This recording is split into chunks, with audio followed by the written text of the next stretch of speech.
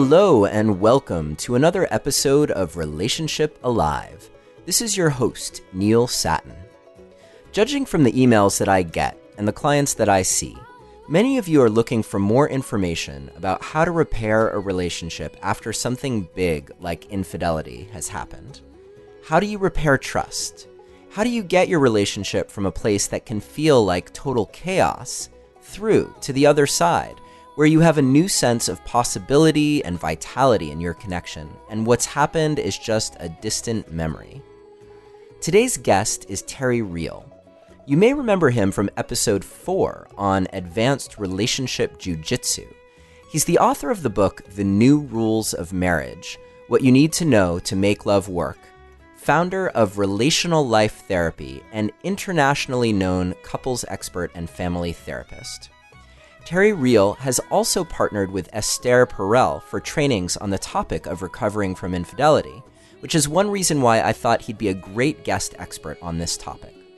So on today's show, we're going to revisit the topic of infidelity, which we also covered in episode 36 with Janice Abrams-Spring, and tackle exactly what steps are involved in how to repair after an affair.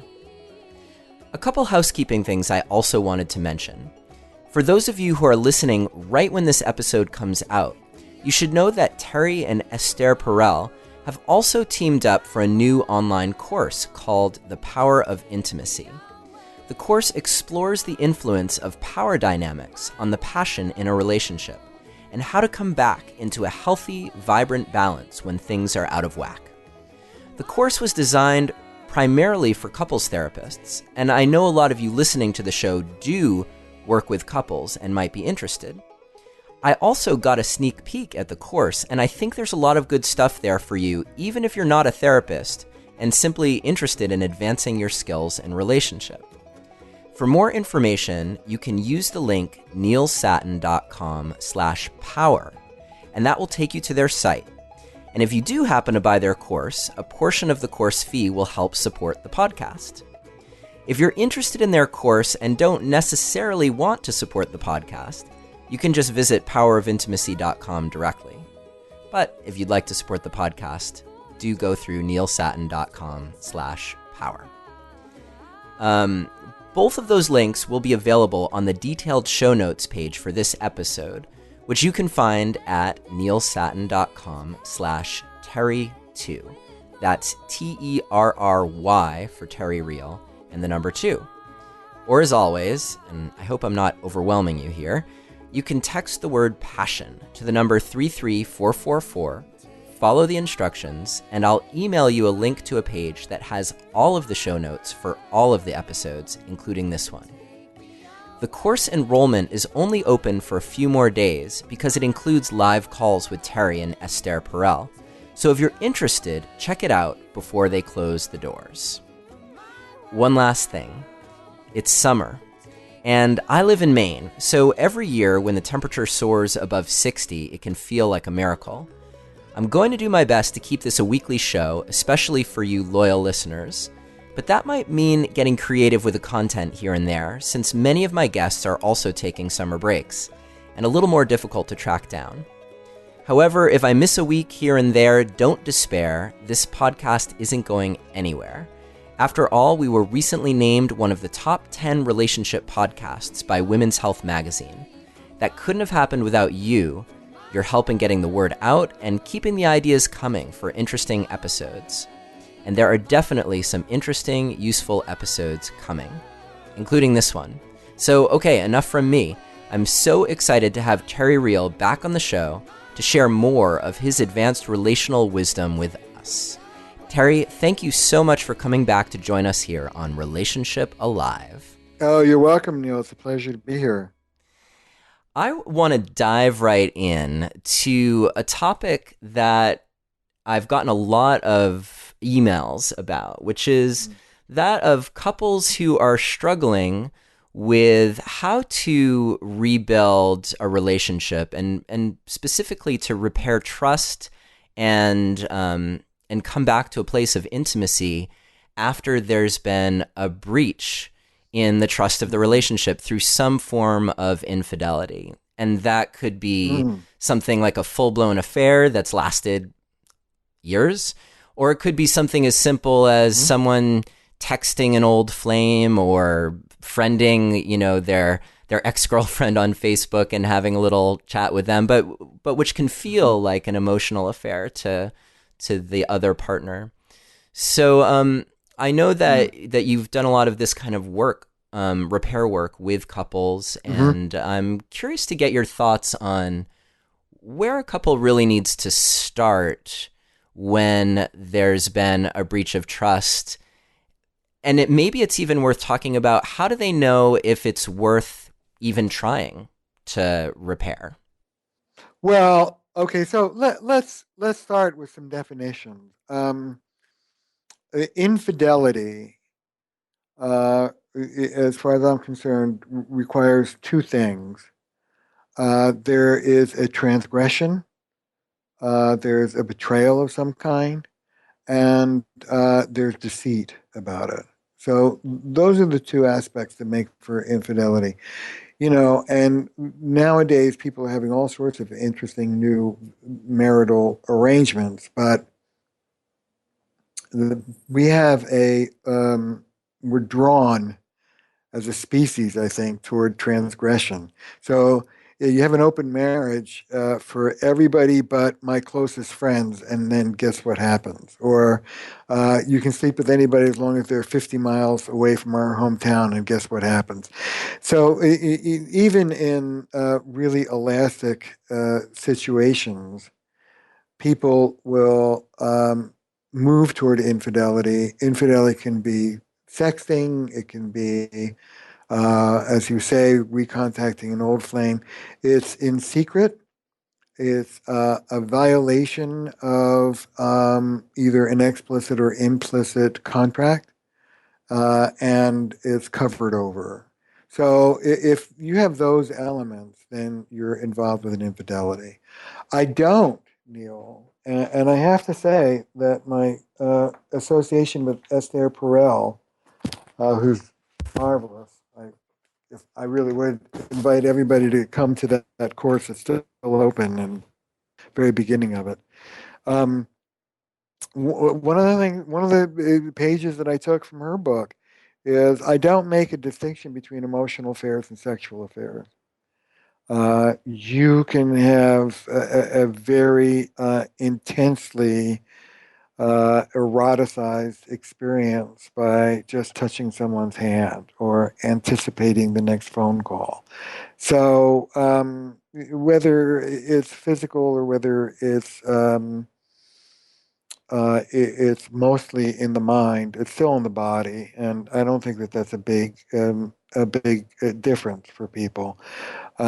It's some people think it's easier to come back from an emotional affair than a frankly physical affair, perhaps, but it's all erotic, no matter what you want to call it. Um, Once there has been this transgression and deceit, what you have to understand is that the hurt partner has been traumatized. And what trauma means is that the basic assumptions that you don't even think about are the ones that the rug has been pulled out from under you. You lean against the wall and you go right through it. Solid is not to be relied upon anymore. And so most hurt partners have this feeling of being kind of screwed in the mind. The reality has been messed with. And it comes down to things like, so last Thanksgiving when you said you were in Chicago, you were really with her in New York, weren't you? And so the first thing to understand is that this is a very assaultive experience for the hurt partner. And what gets assaulted is the fundamental sense of reality and trust.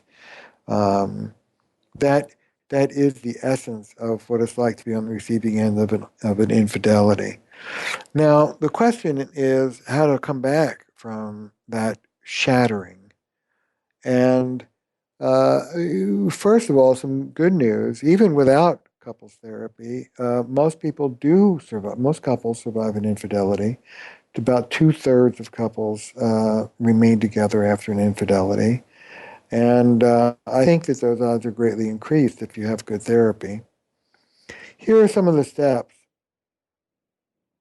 The first order of business, I talk about two phases in recovering from infidelity.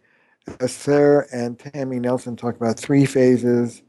It's all pretty much the same. But where we agree is the first phase is the acute phase, and it's really dealing with the trauma. It's really dealing with the fresh, raw hurt and insecurity that comes after the discovery. And the second phase is more of a understanding of not what happened, but the meaning of what happened. What did the affair mean to you, and what did the affair do to you? And the phase, if you want to separate into three phases, is revisioning the relationship. You know, the art is to not just have couples survive an infidelity, but to have the relationship in many ways reconfigured and even transformed through this crisis. So, trust is a big word. When I am talking to couples about trust, I'm very clear with them that it's not an on-off switch. It's not black and white. It's not like I had trust and now I don't. In real, you may have had a naive trust, and a naive trust is trusting your partner implicitly in all things at all times, which is not real. What I say to people is, my wife trusts me to be monogamous. My wife does not trust me to pick up the kids on time, nor should she, because I'm often late. People trust each other in some areas and don't trust each other in other areas. People are imperfect. And this, so let's not start off by idealizing this sort of sainted state of absolute trust in your partner. It doesn't work like that. And Yeah, do you there, have it just makes me think that I'm wondering if you have hints for people on how to clarify their agreements in their relationship, what they're actually trusting the other partner for. yeah, well, fortunately or unfortunately, monogamy is assumed in American culture for the most part, and people are not explicit about what the arrangements are unless they're going to make other arrangements. But monogamy in these days should be more clearly defined. Does it include texting? Does it include, um, what exactly does it include? And one general rule that I have about all sexual behavior, I'm not going to talk about what's fidelity and what's infidelity, but I will talk about what's appropriate and what's not appropriate. And what's appropriate are behaviors um, with the other sex if you're heterosexual, behaviors that a reasonable partner would observe and overhear without getting whacked out about it. If a reasonable partner would see what you're doing and be very upset by what you're doing, it's not appropriate. So that's the first line. Yeah, and that seems like a great way for someone to hold themselves in check. You know, like you don't Well, need to necessarily be explicit if you're holding yourself to that standard. yeah. And the other thing that it does is it provides some clarity for the person who's vulnerable to acting out in some unfaithful ways. One of the things I talk to um, the involved partner about is if you think about these things happening as concentric circles, you're on a plane, you're sitting next to a pretty woman. That's like the widest concentric circle. Then you strike up a friendly conversation, quote unquote friendly, and you're just chatting about, this, that, and the other thing. Okay, you've moved the concentric circle in. And then it gets more intimate and you're sharing. You move another concentric circle in. Then you find out where they're staying. And, you know, by the time you and that person are alone in either your or their hotel room, you're in very deep and it's hard to stop. So I talk to people about staying at the first concentric circle or the second concentric circle. If I'm on an airplane and a pretty woman is sitting next to me and we strike up a conversation, that's fine. But in fair order, I'm going to be talking about my wife and my kids. And if that doesn't get the message across, I'm going to show her some pictures of my wife and kid. It's like shop is closed.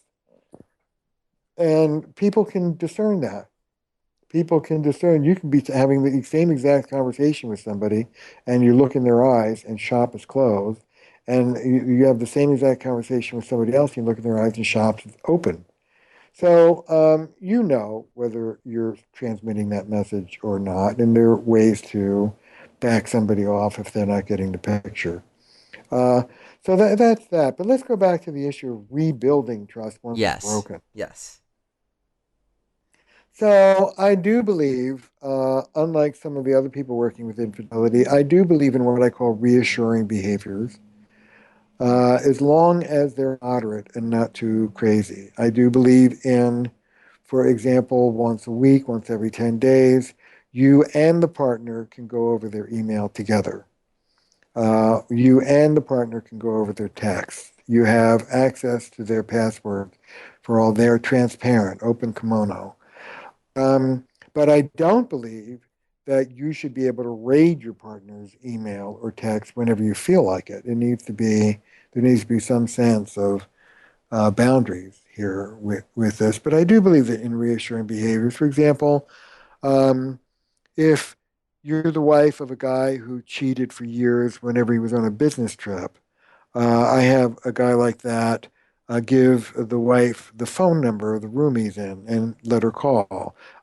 Take a picture of you in the hotel where you say you are and text it to her. There are things to do as long as they're reasonable. Now, some of them move beyond the level of moderation and reasonableness, and this is where a therapist can be very useful.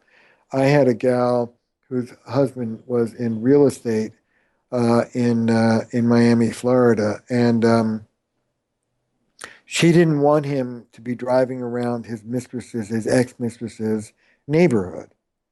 That was too triggering for her. So that seemed fine. I said, "What neighborhood is that exactly?" And she said, "The Greater Miami Metropolitan District." Guy was in real estate, right? It's like, no, I don't think you're going to get that one. So people can go overboard with this sort of thing, but a reasonable amount of reassurance in my book is okay.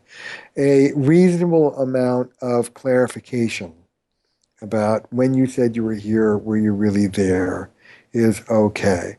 Uh, Peppering the partner with detailed questions about their sexual encounter, I take that with a large caveat. I ask the person, do you really need this information? What is this information going to do for you? What is this information going to do to you? And who cares ultimately? These are not the questions that are going to really transform the situation. Esther talks about moving from uh, what does she call them? Moving from detective questions to investigative questions. Detective questions were, how many times did you do it? Did you do it this way? Did you use this position? And investigative questions are, what did it mean to you? What parts of you woke up? Did you think about me and the kids? Did you think that you might get discovered? Really trying to understand what went on.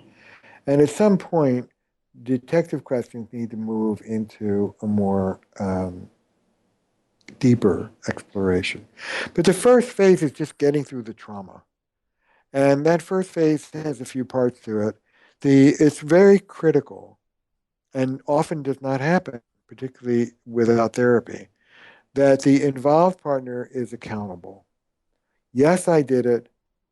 No ifs, ands, or buts, no excuses, no ragged disclosures where you squeak out a little and then you realize you're going to get busted, so you squeak out a little more. Tell the whole truth and show some remorse, not necessarily for the infidelity, because you may not be sorry if you experienced the infidelity. You may be in love with the person you were unfaithful with. They may have been one of the most important relationships of your life. So, not necessarily you're sorry for the affair or the infidelity, but you're sorry for the damage that it's caused. And you're sorry for the hurt that this person that you love has been subject to. That's where the remorse comes in. And the involved partner needs to land in that space and be clear about it. Once that happens, and once the assurances are in place, and once some of the reassuring behaviors are in place, it's the therapist's job, if you're a therapist in this situation, to really be a container, to just hold the couple, to normalize all of their feelings. People get quite crazy when they're on the other end, the receiving end of an affair. People stay up late, can't sleep, can't eat. It's trauma. Throw up, can't have sex, or want sex all the time. It's really a very extreme situation. I loved, I don't know if you got to see it, I highly recommend for anybody who's been through this situation to watch Beyonce's Lemonade. But that when she opens it up, she's coming out of a building like a church or a courthouse or something big and massive. And she opens up these big wooden doors, and all this flooding water comes out. It's like a flood. And that is the experience of the hurt partner. It's just a flood of contradictory and raw and powerful emotions.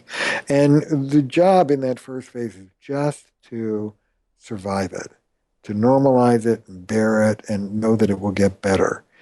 Um, like any other trauma, if it's really on the extreme end, if you can't sleep or eat or whatever, a little medication might be helpful. There's a technique called EMDR, which is good for trauma people, that if somebody has a lot of obsessing about the sexual scenes, for example, and can't get them out of their mind, there are some trauma techniques that can help the hurt partner. But at the end of the day, what reestablishes trust is the accountability of the involved partner and the sense that this partner has learned something through the relationship. You know, the hurt partner has two questions. How could you do this to me? Like literally, how could you do it? Like you love me, you say you love me. How could you be with another person and betray me like that while you love me? It's like it's hard to wrap your brain around it. So like what were you thinking? How did this work for you? How could you have done this to me? And two is how do I know you're not going to do it again? Those are the two aching questions for the hurt partner. And the how could you do it to me is those kind of detective questions. What were you thinking? What did it mean? Did you think you were going to get caught? And the how do I know you're not going to do it again is complicated. Um, the real bottom line answer is you don't. Trust is provisional. And you may never have that blanket blind trust that you had in your naive phase. That doesn't necessarily mean that the relationship is a bad relationship. It just means that you're older and wiser and more experienced. But there's a reasonable amount of trust. I trust that when I go home, my wife is going to be there and we're going to have dinner together. The reality is that she could step off a curb and be run over by a bus, but I don't think that in my day to day. So the bottom line is relationships are dangerous, and I don't believe in the sanctity of a quote unquote safe relationship, but it's safe enough that you're not in a state of threat all the time. And that level of trust gets reestablished because you feel like the person has grown, that the person understands what happened to him or her, that whatever characterological issues in the personality of the person like for example, entitlement or narcissism or selfishness, are being dealt with. That whatever the relationship issues are that may have contributed, distance, fighting, whatever, have been dealt with, and that you and your partner are in a different place. And there's a lot of understanding, and the marriage, in many ways, has been transformed. That's where the real trust comes from. It's not from hiring a detective to follow the person. It's the feeling in your gut that this is a different person than the person who acted out. What yeah, I really love that because I can see how when a couple is in that third stage of basically I think you called it revisioning their Revision. relationship, Yeah. Hmm. that at that point they're able to see the landscape, and it becomes maybe part of their shared history, like, wow, we survived that and now look at Yeah. where we are. So they're in a Yeah. place where they can see the gift of it. Or you can see, like, if your partner is the one who was struggling with truth telling and integrity, now to be able to see them as someone who stands strong for what they believe, and Hmm. is fully transparent and honest with you, Hmm. it can become a huge gift when you get to that place. Right. And, it's sort of like, is a heart attack a gift? I mean, well, I wouldn't wish it on anybody. On the other hand, all of a sudden you're exercising, you're eating well, and you're nicer to your wife and kids. So in a way, it is. It's a as a family therapist, Neil, the difference between a crisis and a transformation is the outcome. Mm. All transformation begins with crisis. All transformation begins with the breaking of the old system.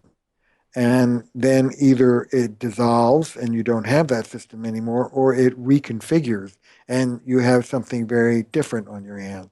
And I think it's the job of people who've been through this horrible storm to not just hold on for dear life or move into chronic bitterness or anger or mistrust. I think it's the job to use this as a catalyst to really look deeply at yourself, deeply at your partner, deeply at the relationship, and change things up substantially. That's what the people that I work with do, and they do. So along those lines, what's the balance between exploring the meaning of, well, why did this happen? Why did we grow so far apart? Or what's the context for that allowed for something to occur?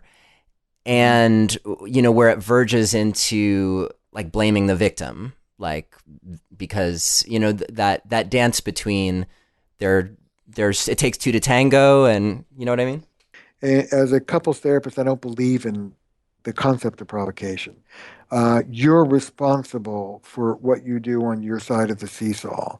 And the idea of you provoked me is a way of saying you're responsible for what I choose to do. It's like, I don't care how provocative the sentence was before you hit your partner, you're responsible for choosing to hit them. And I don't care how bad the relationship is before you act it out, you're responsible for the way you chose to shake things up. And I don't condone what you did. So it's not an either or, it's a both and.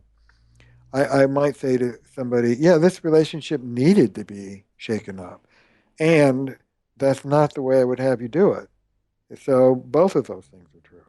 Yeah. Yeah, so I can see how that's delicate, because when you get to that question of, this relationship did need to be shaken up, now you're going back to, well, here's the dynamic that the two of you were in, that Mhm. was unhealthy. So it's Yeah, a if that's true. Not all affairs are the result of an unhappy relationship.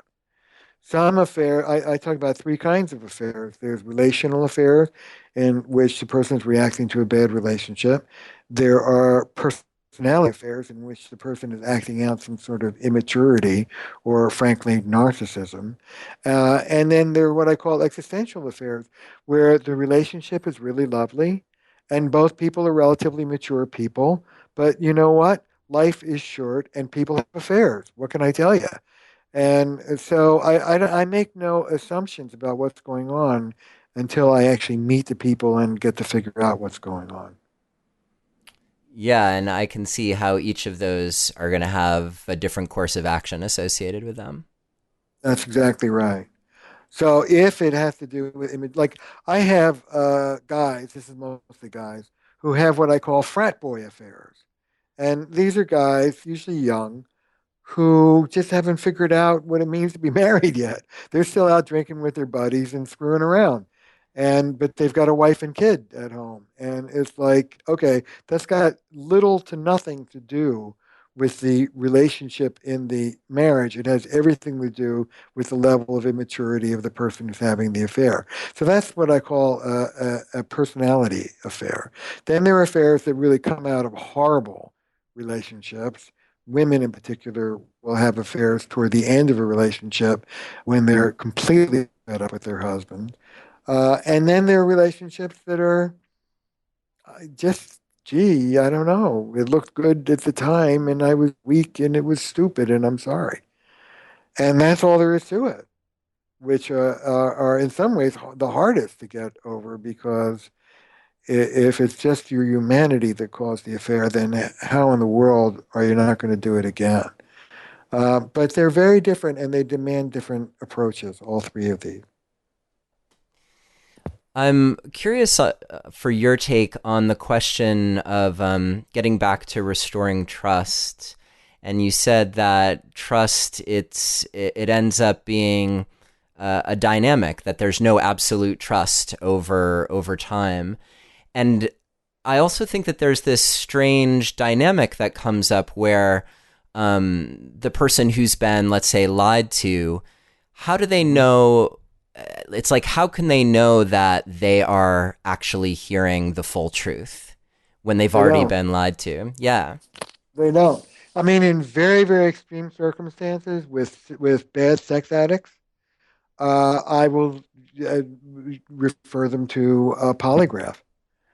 And one of the things I say with severe sex addiction is that lie detector tests are to sex addiction as random drug testing is to drug addiction. So when it's really, if you've got really compulsive behavior that's gone on for a long time, then I literally have people take lie detector tests once every 6 months or so. Stepping down from that, because that's really quite extreme, you don't know. You can have some reassurance.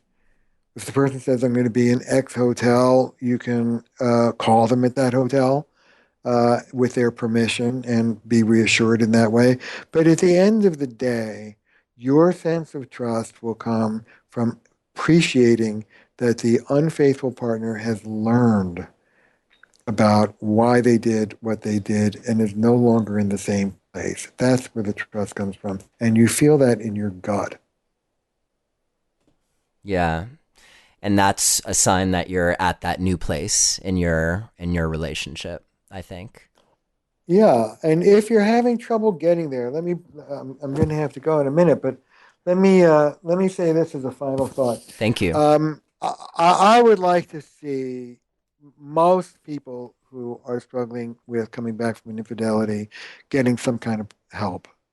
It's a very tough thing to do on your own. If you feel like you're doing it and you are healing and it's going okay, then fine. But a great many people have a hard time. And it's really useful to just have somebody outside of the system, an objective third party, to just hold it and give you reality checks and give you feedback and give you guidance. So if you're really struggling, don't be ashamed or don't take good care of yourself and good care of the relationship. It's worth it and get some help and get some help that really helps. You may have to go through a couple, three people until you find a therapist that's really going to be helpful to you. Great. And do you, on your site relationallife.com, you probably have a directory of people who've been certified in your approach? I do. People all over the country in most major cities now. just go to terryreal.com. That's the simplest way to get to the website. terryreal.com, and there's a button on how to find a therapist and a map, and it will show you that. I also, in parting, want to again invite all of the listeners to our course, The Power of Intimacy. There are 5 recorded classes that you can download and listen to whenever you want. I did one live class last week, which was lovely. And that's been recorded, and we have 3 more live classes that are in the pipeline. So there's a lot going on. It's just called The Power of Intimacy, and people have enjoyed. You've been listening to it, right? I have, yeah, in preparation for this conversation, though we didn't really talk about anything that's in the course per se, but it's been a really amazing deep dive into the dynamics of what creates intimacy in a relationship and power structures in a relationship, and how to shift power structures so that there's more balance and more spark and passion. Yeah, more balance and more spark and passion. That's a nice note to end on. I'm voting for that.